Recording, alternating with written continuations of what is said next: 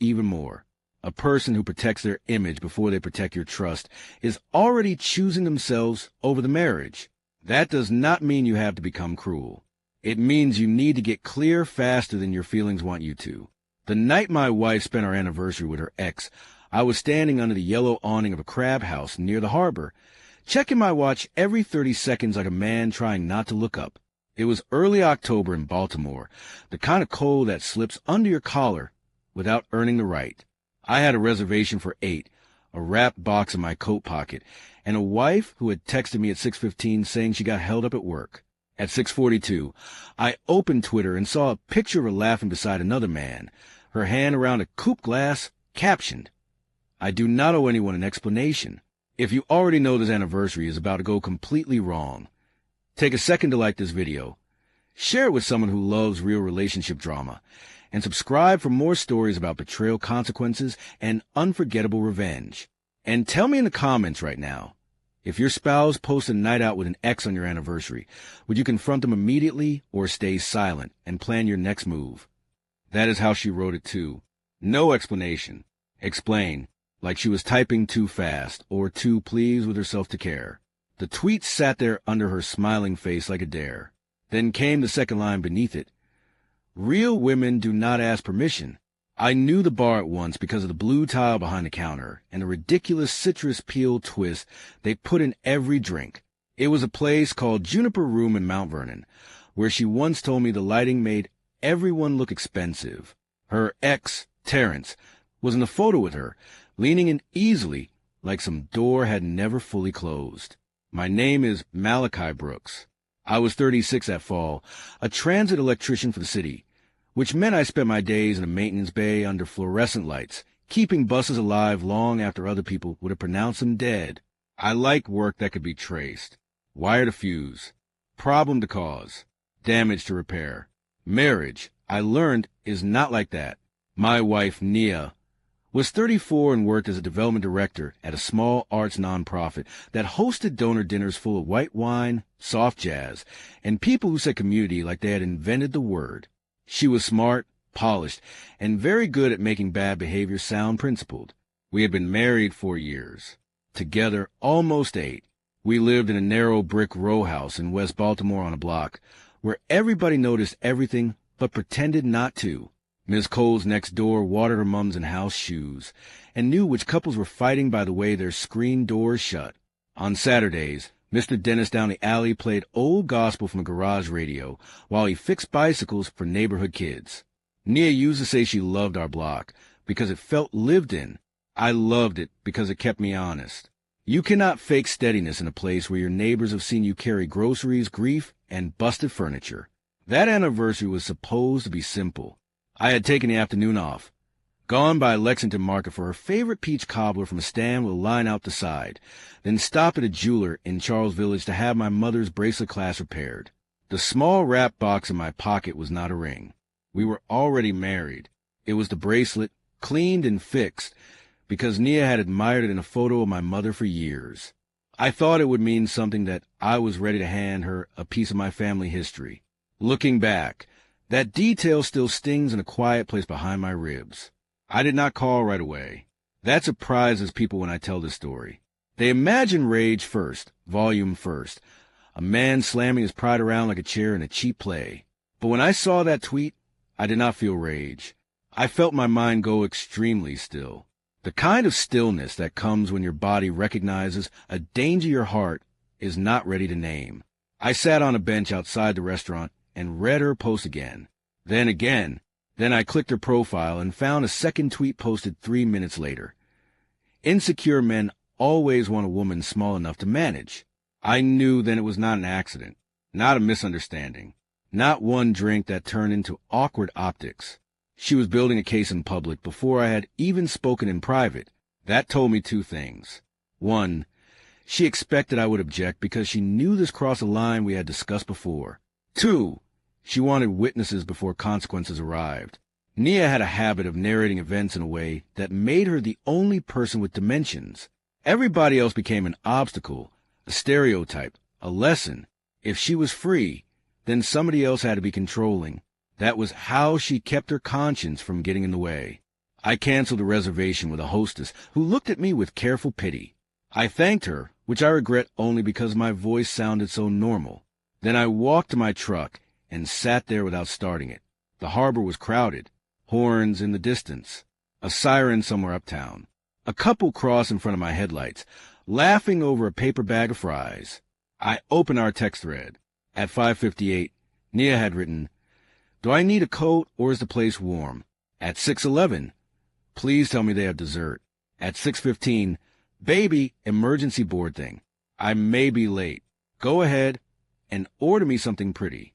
It is hard to explain how humiliation can turn your own memories against you in real time. I read those texts and started revisiting the last 6 months with a different set of eyes. Her late nights, her new interest in keeping her phone face down, the way she had. Started saying things like, "I need room to be a full person," whenever I asked ordinary marriage questions like what time she would be home. Room, space, freedom, words that sound healthy until somebody uses them as a curtain. Terrence's name had come up twice that summer. Once because he had launched a clothing line. Once because he had matured so much. Terrence was not a mystery figure from long ago. He was part of the argument we never finished. They had dated before me, on and off through their 20s. And according to Nia, they ended because he was charismatic in public and chaotic in private. "He collects admiration," she had said once while folding towels. That man could flirt with a streetlight. I believed her, because I had no reason not to, when she told me they still occasionally exchanged birthday texts or reacted to each other's work posts. I said I did not love it. She told me mature people did not erase history, just to soothe a partner's insecurity. I should have pushed harder then, not to control her, to clarify terms. There is a difference. A boundary is not, "You are forbidden." A boundary is, "I will not stay where this is treated as normal." Back then, though, I wanted to be the kind of husband who was secure enough to withstand modern ideas without sounding old-fashioned or afraid. I came from a family where faithfulness was not discussed like a trend. It was baked into the walls. My parents had problems, real ones, but they did not audition alternatives in public while calling it personal growth. I mistook my silence for trust. It was actually avoidance dressed up nice. My first decision point came right there in the truck. I could have driven straight to the Juniper Room and confronted them at the bar. Part of me wanted to. I wanted to see her face when she realized the audience she courted had become flesh and breath. 6'2" in work boots, standing under low amber light. But I knew that scene would become her evidence. She would call me dramatic. Terrence would get to play calm. Strangers would look up from their cocktails and decide they understood my marriage from one heated minute. So I did not go. I chose absence over spectacle, even though my pride begged for another choice. Instead, I drove home through neighborhoods that looked unchanged by my private disaster. Kids cut through the corner lot with footballs under their arms. A woman in pink scrubs waited at a bus stop, scrolling her phone with the same posture Nia used when she was irritated. At a red light on North Avenue, I saw a billboard for personal injury lawyers smiling harder than any human ever should. I remember absurd things from that drive because my mind refused the center of the problem. It wanted side details, the squeak in my windshield wiper, the smell of old coffee in the cup holder, anything except my wife with her shoulders pressed to another man. When I got to the house, I did what I always do when I cannot think straight. I cleaned. I folded the dish towel by the sink. I wiped down the counter that did not need wiping.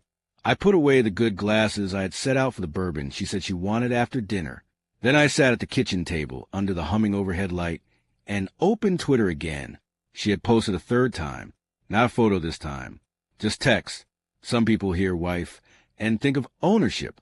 The replies below were full of strangers feeding her exactly what she came for. Stand in your truth. Protect your peace. Men hate bold women. That sentence about ownership did something to me. Not because it was clever, because it was dishonest. I had never treated Nia like property. I did the grocery runs because she hated crowded stores. I cooked most Sundays because my grandmother taught me every good marriage needs at least one person who knows how to season without measuring. I learned the names of her board members, sat through donor galas, helped hang framed prints for a spring fundraiser until my shoulders ached. I did not need gratitude for those things. But I also was not going to let her repaint basic marital respect as oppression just because she wanted to do wrong with elegant vocabulary. My second decision point came when I considered posting anything at all. Silence can be dignified, but it can also leave a lie uncontested while it grows legs. I did not want a public war. I hate public wars. I especially hate when private pain turns into social performance. But she had already moved our anniversary onto a stage and cast me in a role I did not accept. So I made a choice. One sentence, no insults, no thread, no begging. I quote tweeted her post and wrote, "You owe me nothing. You just lost access to everything built on trust." Then I attached a picture of the repaired bracelet in its blue velvet box. I did not explain the bracelet. People figured enough out from context. A gift meant for our anniversary. A husband sitting somewhere alone. A wife posting revolutionary slogans from a cocktail bar with her ex. The response came fast and ugly in every direction. Some people cheered me. Some said I was manipulative for making the moment public after she had already done exactly that. Some insisted there must be more to the story. There's always a crowd eager to believe missing context will rescue bad character. But the only person whose interpretation mattered that night was Nia's, and I knew she had seen it when my phone started ringing before the tea kettle finished warming. Her first call, I let ring out. The second two. Then came texts. "What are you doing? Why would you post that? Delete it now." Then another. "Are you seriously embarrassing me over dinner?" Dinner. That word nearly made me laugh. As if this was about choosing the wrong restaurant. As if the issue was timing instead of betrayal. I read each message without replying. I wanted one honest sentence from her. Just one. "I should not have done this. I knew this would hurt you. I am sorry." But Nia's instinct, even cornered, was always to negotiate the optics before facing the damage. She was not panicking about me. She was panicked about the narrative. I walked upstairs and stood in our bedroom. Tried to listen to what my self-respect was saying under the noise. Our room still looked married. Her silk scarf draped over the vanity mirror, the eucalyptus hand cream she bought from a boutique and insisted was life-changing. 2 books on her nightstand, one face down, as if she meant come back to it in an hour. I opened the closet and saw her dresses arranged by color, a system she once called visual peace. That sight broke something small in me because it looked like a shared future. Then I remembered the tweet. Some people hear wives and think of ownership. The house was mine before the marriage. That matters legally and emotionally. When we married, I refinanced in my name only because her credit was still recovering from old student loan issues, and we agreed we would revisit it later. We never did. She contributed to bills, absolutely, and to the home in other ways too. I will not rewrite history just because she betrayed me, but that night I understood a practical truth. If I let the conversation drift into tears and circular arguments, she would stay in that room by momentum alone. So I took 3 suitcases from the hall closet and started packing only what was clearly hers. I was not reckless about it. I did not throw anything. I folded her clothes because anger was not going to be the thing I remembered about myself. I packed her green wool coat, the one she wore to every winter gala, her framed photo of her late Annie in church white, her makeup organizer with the chipped gold zipper. Her legal pads are full of donor notes in small, neat print. I separated anything joint from anything personal. Marriage trains you to tangle lives. Unmarrying begins with details. As I packed, I kept hearing our pastor from years earlier saying love without truth becomes performance. I had always assumed he meant tenderness. That night, I heard the rest of it. Halfway through packing, my sister Rochelle called. Rochelle is older than me by 6 years, a middle school principal with no patience for self-deception, and a laugh that can clear a room. She had seen the tweet exchange because one of her teacher friends sent with a message that said, "Please tell me this is not your brother." I answered because Rochelle is one of the few people who can ask hard questions without making you feel skinned. "Tell me the facts," she said. Not how I felt, not whether I was okay, just the facts. I told her. When I finished, she exhaled and said, Do not let her explain disrespect into a philosophy. Rochelle came over within 20 minutes carrying a plastic container of turkey chili, because that is how my family loves people, by acting like food can anchor the soul long enough for reason to arrive. She took one look at the suitcases by the stairs and nodded once. Good, she said. Neat is better than messy. We sat at the kitchen table, my phone face down between us like a trapped insect. She did not encourage revenge. She did not tell me to trash Nia online.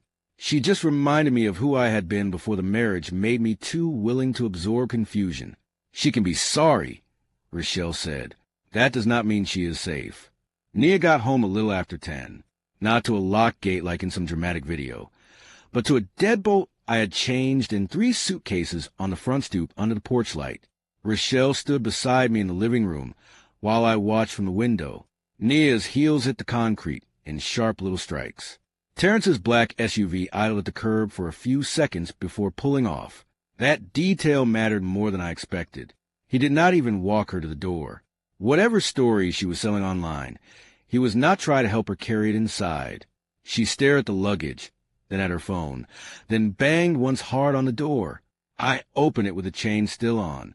Her perfume came in before her voice, expensive and floral, and familiar enough to make me hate my own memory. Malachi opened this door. She looked beautiful and furious, which had gotten her out of many difficult conversations in life. For what? I asked. She blinked, thrown by the question. To talk, obviously. I looked past her on the street. You had hours to talk. You chose Twitter. Rochelle moved into view then, not as a threat, just as a witness. Nia's posture changed when she saw my sister. She hated being seen clearly by people who could not be charmed. This is insane, she said. You're blowing one thing up because your ego got bruised. I asked her a question I already knew she would not answer directly. Why today? She looked at me like the question was beneath her. Terrence wanted to discuss a sponsorship lead for the center. It ran late. We got drinks. It is not a crime. On our anniversary, Rochelle said quietly. Nia snapped. I am not talking to you. Then back to me. You act like I cheated because I had a drink. The problem with people who live by technicalities is they think vows work like loopholes. They think if they avoid one category wrong, the rest disappears. You lied. I said, you missed our anniversary. You spent it with your ex. Then you posted those tweets to make me the villain before I said a word. Her face tightened, but not with shame, with inconvenience, because I knew you would react exactly like this. That sentence landed harder than everything else, not because it was smart, but because it revealed the full architecture. She anticipated pain and chose the action anyway, then pre-framed my response as proof of my weakness. That is not a misunderstanding. That is premeditated disrespect. I felt something go cold and orderly inside me. The part of me still hoping for a human explanation finally sat down and got quiet.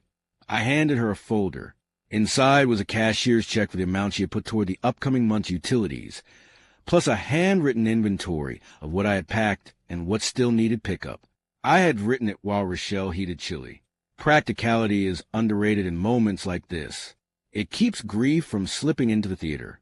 Nia stared at the folder like I had insulted her. So that is it? 8 years in checklist, she asked. No, I said, 8 years in your choices. This is just the part that happens after. She looked over my shoulder into the house as if marriage itself might still be visible somewhere, waiting to be appealed. She cried then, but it came late and thin, as if her body had noticed tears were finally the correct instrument. I do not say that to be cruel. I say it because timing tells its own truth. She did not cry at the restaurant she skipped, not online while calling me insecure, not on the ride home from her ex's car. She cried at the threshold of consequence. Please do not do this in front of Rochelle, she said. I nearly told her she had done much worse in front of strangers.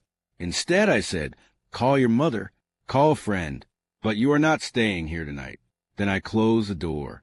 She called my phone from the porch 5 times before leaving. Then her mother called, then our pastor, then 2 mutual friends who wanted to hear both sides. I did not answer any of them that night.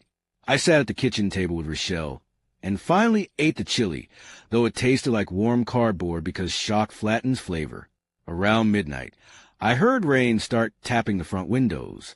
Rochelle washed the bowl I had barely touched and told me to go upstairs and sleep in my own bed because surrendering the room out of sadness was how bitterness got the upper hand. I slept maybe 90 minutes, all of them shallow and full of unfinished conversations. The next morning, Baltimore looked rinsed. Gray sky, wet stoops. The church across the avenue had a food pantry line forming under umbrellas. Life had resumed without consulting me. That offended me a little, which is how I knew I was still in the first stage of hurt, where your private collapse seems like it should delay traffic. I called a lawyer before work, a woman Rochelle recommended who handled separations with a level voice and no melodrama. Her first question was not whether I wanted to forgive Nia.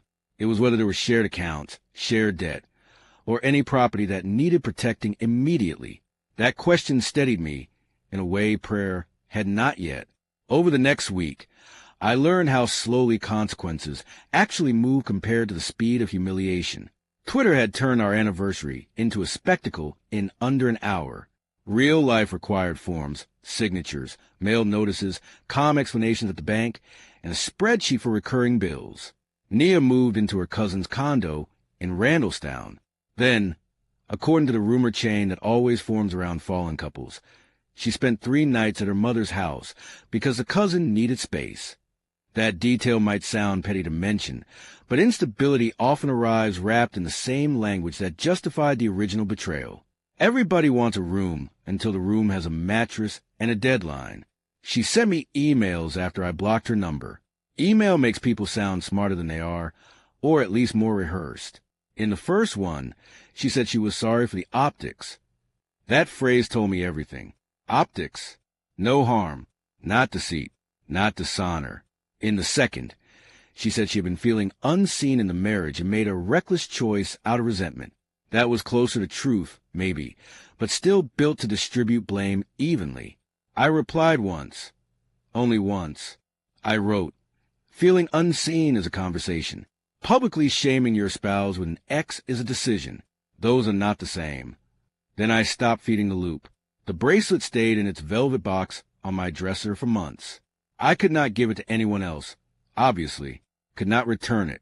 It belonged to my mother before she died, and a repaired class suddenly felt like a metaphor too obvious for literature, but annoyingly accurate for life. Some things can be restored and still never be offered in the same spirit again. On Sundays after church, I would catch myself looking at the box, as if meaning might have changed overnight. It never did.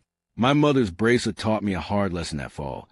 Family heirlooms and trusts have this in common. Once you place them in careless hands, you spend a long time grieving the risk itself. People always ask about Terrence, as if he is the center because he was in the photo.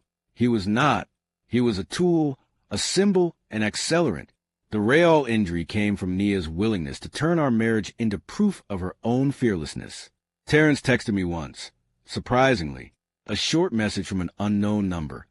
I did not know it was your anniversary. She told me y'all were having problems.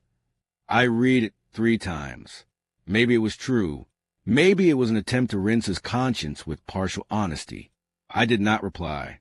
Whether he was deceived too or simply convenient did not alter my actual problem, which wore my last name. Still, his message forced another revision of the story in my head. Nia had not just lied to me. She had likely lied sideways, upward, and outward to everybody involved. That is another thing cheating-adjacent betrayal does. Even when you never get a full confession, it makes you understand how many rooms a person is willing to populate with different versions of themselves. At work, under buses, I found myself thinking about the current. Electricity always seeks a path. So does self-justification. It moves through the easiest channels first. The more resistance truth offers, the more creative dishonesty becomes. I had married a woman who could speak beautifully about integrity while bypassing it entirely. Thanksgiving came before the paperwork did. My family did not ask me to bring anyone, which I appreciated. They just sent group texts about greens, cornbread, and whether Uncle Vernon was banned from discussing local politics before dessert. I went to Rochelle's house in Columbia and spent half the afternoon teaching her son how to fix the belt on an old cassette deck I found at a flea market. That is one of my peculiar habits.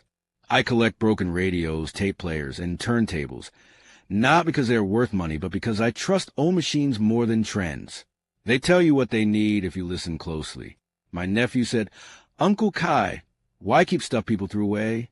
I said, "Because some things deserve a proper diagnosis first." The marriage, I knew by then, did not. Diagnosis requires cooperation. Nia was still trying to manage reputation. She posted less after the anniversary disaster, but when she did, the tone had shifted from defiant to abstract. Quotes about healing, posts about making mistakes. One black and white photo of rain on a window with the caption, "Growth is expensive." I wanted to laugh at that too, but grief had worn my sarcasm down into fatigue. She was not growing. She was revising. There's a difference. Growth usually includes specifics. Revision swaps vocabulary until consequences sound poetic. I muted her rather than block her again, because by then I no longer needed the drama of refusal. Distance had become enough. In December, she asked through our lawyer for an in-person meeting to seek closure.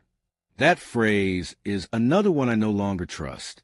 Closure often means one person wants relief from the discomfort of being remembered accurately. I considered refusing.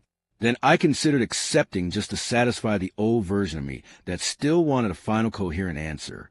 After a day of thinking, I agreed, but only at my lawyer's office. Not a cafe, not a park, not any soft setting where memory might confuse civility for possibility. That was my third meaningful decision in this story, and maybe the healthiest. Closure does not require warmth. Sometimes it only requires walls, witnesses, and a clock.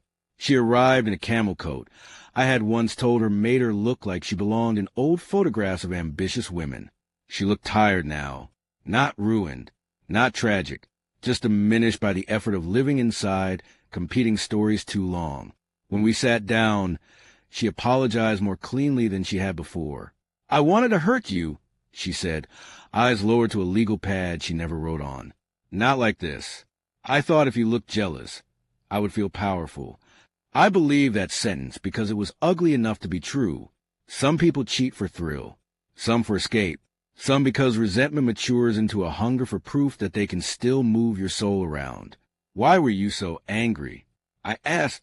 "I was there," she said after long silence, "in the marriage, in the house, doing the things, and I still felt like the supporting cast in your steadiness."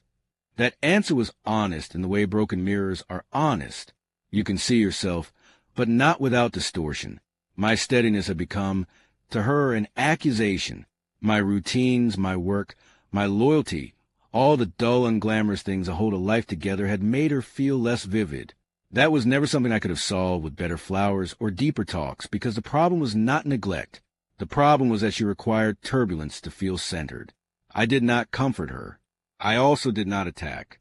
I simply told the truth, as I had finally learned to hold it. "You did not just break trust," I said. "You trained me to watch how you think." She looked up then, actually puzzled. I continued. "You lie before the act, perform during it, defended after it, and only confess when options ran out. That pattern is bigger than one anniversary." My lawyer kept looking at her notes, giving us the dignity of privacy, without abandoning the structure of the room. Nia cried quietly. I remained seated, hands flat on my knees, feeling no triumph at all. Some endings are too expensive to enjoy. The divorce finalized in late February, on a wet morning that smelled like thawing pavement and burnt coffee from the courthouse kiosk downstairs. I walked out with a folder under my arm, and no cinematic sense of release, just lightness in practical places. No more waiting for explanations that arrived dressed as theories. No more calibrating my tone, so her choices would not feel judged. I drove back through downtown, stopped at a carryout for lake trout and fries, and ate in my truck while listening to an Orioles spring training segment on the radio. That meal tasted real again. Grief had not left, but it had stopped swallowing every other sensation. That is how healing actually shows up, quietly, without announcement. In March, I gave my mother's bracelet to Rochelle, not because it meant nothing anymore, but because it meant too much to leave frozen in the chapter where it got stranded. Rochelle cried when I fastened it around her wrist at Sunday dinner. She said, "You sure?" I said yes, and for once I was. Some gifts need to be rerouted, not hoarded. Later that evening, I walked home past the church lot, where kids were learning double Dutch with more confidence than coordination. Mr. Dennis was in his garage, tuning a radio that crackled between stations. He looked up and said, "Sometimes clear sound takes patience." I laughed harder than the line deserved, then thanked him anyway. I do not think about the tweet every day now. Some weeks, not at all. But on anniversaries of hard things, memory has a way of checking the locks. What stays with me is not the bar photo or even the sentence she wrote. It is the moment in my truck when I chose not to chase a public humiliation with public chaos. I did not save my marriage that night. It was already burning in a language I had not wanted to read. What I saved was something smaller and maybe more important in the long run. My ability to lead with dignity intact. Facts in order, and no confusion about what disrespect looks like when it arrives calling itself freedom. If this story hit you hard, do not leave without liking the video, sharing it with someone who understands how betrayal really unfolds, and subscribing for more original first-person relationship drama, cheating spouse stories, revenge stories, and emotional marriage breakdowns that feel real from beginning to end. And in the comments, tell me the exact moment you believe this marriage was truly over, because for me, it was long before the divorce papers. What ruined this marriage was not one drink or one tweet. It was the chain, the lie about being late, the public framing, the sorry for the optics, the confession months later that she wanted him jealous so she could feel powerful. That is the lesson here. Pay attention to sequence, not just apologies. And when you are forced into someone else's performance, do not compete for loudness. Get practical. Get clear. Get witnessed if you need to. The cleanest revenge is often refusing to stay available to a person who only becomes honest after the consequences arrive. The end.